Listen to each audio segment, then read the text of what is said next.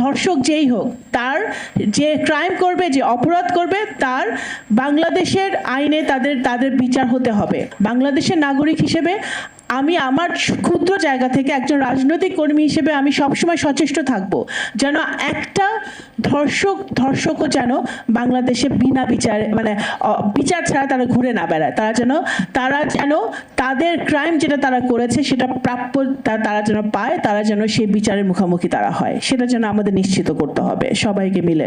মাননীয় প্রধানমন্ত্রী তারেক রহমানের নেতৃত্বে আমাদের নতুন সরকার নারীর ক্ষমতায়ন, সমতা এবং সমৃদ্ধি নিশ্চিতকল্পে প্রতিশ্রুতিবদ্ধ। সেই লক্ষ্যকে সামনে রেখে সরকার মেয়েদের জন্য অবৈতনিক স্নাতকোত্তর শিক্ষা কার্যক্রম চালু করবে।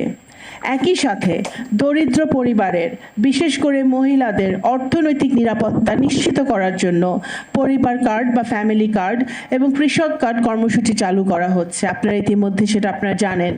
অনলাইন হয়রানি, লিঙ্গভিত্তিক সহিংসতা, ধর্ষণ, নির্যাতন, অ্যাসিড আক্রমণ এবং নারী ও শিশু পাচার প্রতিরোধে দ্রুত বিচার নিশ্চিত করার উদ্যোগ নেওয়া হবে।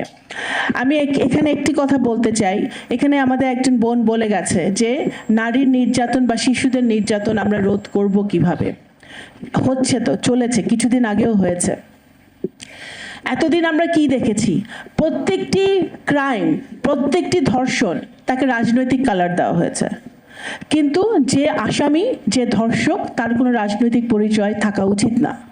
এবং সেটা বাংলাদেশ জাতীয়তাবাদী দলের সরকার, বর্তমান সরকার সেটা বদ্ধপরিকর যে আমাদের আইনের শাসন আমাদের এখানে প্রতিষ্ঠিত করতে হবে, যেখানে ধর্ষক যেই হোক, তার যে ক্রাইম করবে, যে অপরাধ করবে, তার বাংলাদেশের আইনে তাদের বিচার হতে হবে।